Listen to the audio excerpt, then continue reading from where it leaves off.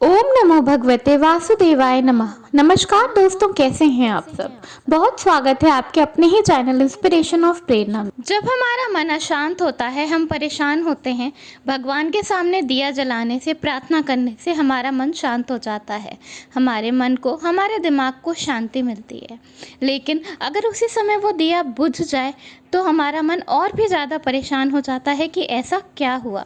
जब हम कोई चीज़ बहुत ज़्यादा चाह रहे होते हैं या कोई चीज़ हमें आसानी से नहीं मिल रही होती है तो उसे पाने के लिए हम मन्नत रखते हैं, भगवान से बोलते हैं कि हमारा काम हो जाए तो हम ये करेंगे या ऐसा कुछ चढ़ाएंगे।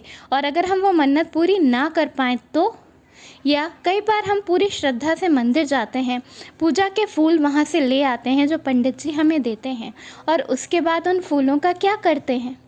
या कई बार हमारे घर में अगर भगवान की मूर्ति टूट जाए या फोटो फट जाए तो उसका क्या करना चाहिए। हमारे घर में जब कथा पूजा होती है या हम किसी और के घर में कथा पूजा में जाते हैं, हमारे हाथ में मौली बंधती है, तो उस मौली के धागे का कुछ दिनों बाद क्या करना चाहिए।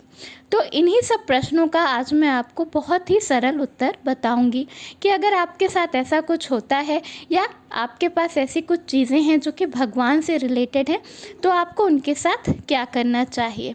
ये जानना बहुत ही ज़रूरी है, क्योंकि जितनी श्रद्धा से आप पूजा करते हैं उतनी ही श्रद्धा से इन चीज़ों का विसर्जन भी होना चाहिए। जब आप पूजा करें, दिया जलाएं, प्रार्थना कर रहे हों और पूजा के बीच में या आरती करते वक्त बीच में अगर आपका दिया बुझ जाए तो मन में बिल्कुल भी शंका नहीं लानी चाहिए।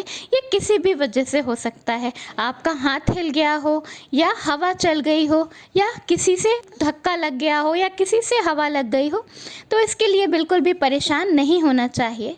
बस आपको करना क्या है कि पूरी श्रद्धा से दोबारा से दिया जला दें। अगर बत्ती छोटी है, ख़राब हो गई है, तो बत्ती बदल कर दोबारा से दिया जला दें और वहीं उसी वक्त अपने दोनों हाथ जोड़ के अपने इष्ट देव से एक बार क्षमा ज़रूर मांग लें और उसके बाद बिना अपने मन में कोई भी शंका लाए अपनी पूजा को पूरा करें।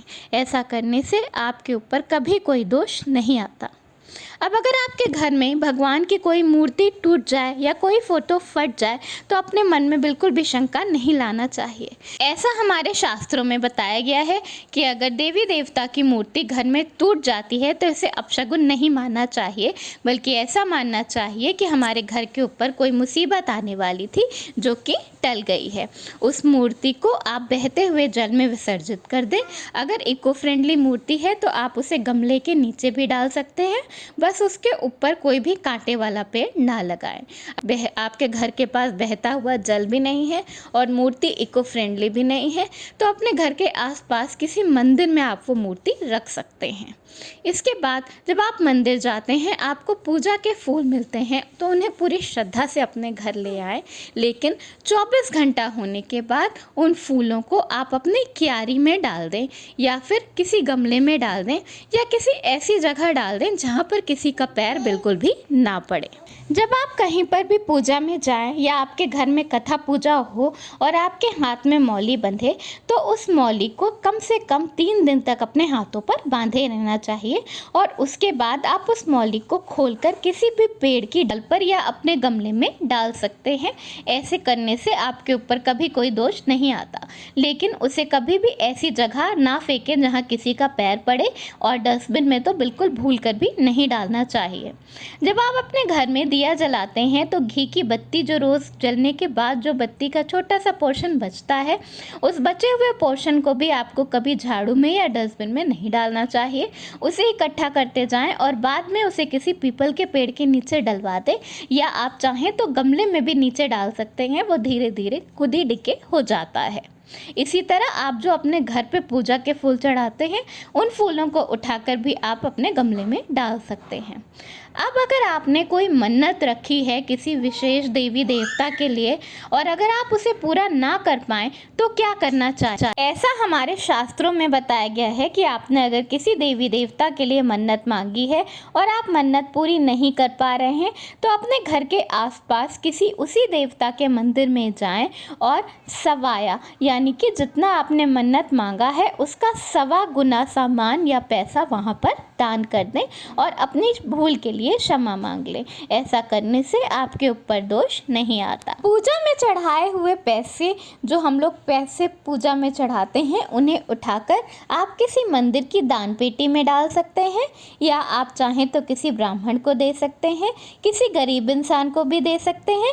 और अगर आप इनमें से कुछ भी ना कर पाएँ तो अपने घर में या अपने घर के आसपास किसी भी कुंवारी छोटी कन्या को आप वो पैसा दे सकते हैं। अगर आपने पूरी श्रद्धा से व्रत रखा है, पूजा पाठ कर रहे हैं और बीच में गलती से अगर आपका व्रत टूट जाता है या उपवास खंडित हो जाता है, तो इसके लिए आपको तुरंत अपने इष्ट देव से क्षमा मांग लेनी चाहिए। अपने घर में हवन रखना चाहिए उस देवी देवता के लिए, और जितना हो सके उतना गरीबों को दान देना चाहिए। व्रत टूट जाने पर एक विशेष वीडियो मैंने पहले बनाया था, उसका लिंक मैं डिस्क्रिप्शन बॉक्स में और एंड स्क्रीन पर डाल दूंगी। आप चाहें तो ये देख सकते हैं डिटेल में कि क्या करना चाहिए। तो ये है पूजा पाठ से जुड़ी हुई कुछ बहुत ही छोटी छोटी लेकिन इम्पॉर्टेंट बातें जो कि हमें ज़रूर पता होनी चाहिए। जितनी श्रद्धा से आप अपने घर में पूजा करते हैं, उतनी ही श्रद्धा से आपको इन चीज़ों का विसर्जन करना ज़रूर आना चाहिए, जिससे कि आपको पूजा का फल मिल सके और आप पर कभी कोई दोष ना आए। धन्यवाद। वीडियो पसंद आया हो तो लाइक ज़रूर करिएगा।